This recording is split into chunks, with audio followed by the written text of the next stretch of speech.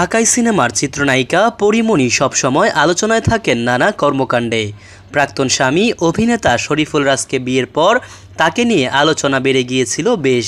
রাজের সঙ্গে সম্পর্ক থাকাকালীন সময়ে বিদ্যা সিনহা মিমের সঙ্গে পরীর স্নায়ুযুদ্ধ চলে সন্দেহের কারণে। এখন সময় বদলে গেছে, রাজপরী দুজন দুই জগতে আছে, কিন্তু মিমের প্রতি সেই রাগ ক্ষোভ গলে পানি হয়ে গেছে পরীর।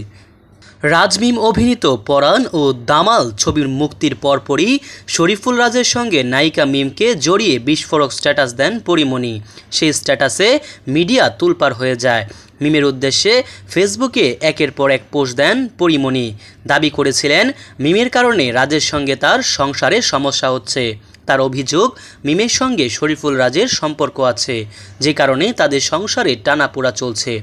যদিও দামাল ছবির প্রচারকালেই শরীফুল রাজের হাত ধরাকে কেন্দ্র করে মিমকে ইঙ্গিত করে ফেসবুকে আরও একটি স্ট্যাটাস দিয়েছিলেন পরীমণি। পরীর এসব বিস্ফোরক স্ট্যাটাস দেওয়ার কারণে সে সময় বিব্রতকর অবস্থায় পড়েন মিম। এর কিছুদিন পর গণমাধ্যমকে মিম জানিয়েছিলেন আর রাজের বিপরীতে তিনি অভিনয় করবেন না। সেই থেকে রাজের সঙ্গে আর কোনো কাজ করেননি। এতদিন পরীমণিকেও এড়িয়ে চলেছেন মিম। সম্প্রতি তাদের দুজনকে এক ফ্রেমে দেখা গেছে ঢাকা ফ্যাশন ডে অনুষ্ঠানের মঞ্চে।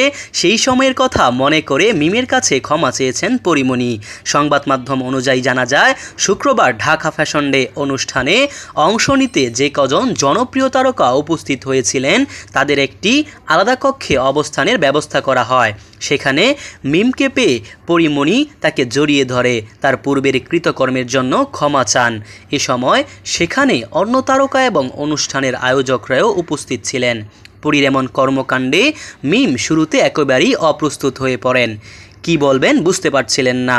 পরে নিজেকে সামলে নিয়ে পরীর সঙ্গে হাসি মুখে কথা বলেন। এই ঘটনার পরই অনুষ্ঠানের মঞ্চেও দুই নায়িকাকে হাস্যোজ্জ্বল ভঙ্গিতে ক্যামেরাবন্দি হতে দেখা যায়। মোহাম্মদ সায়েম সরকার, নিউজ বাংলাদেশ 64।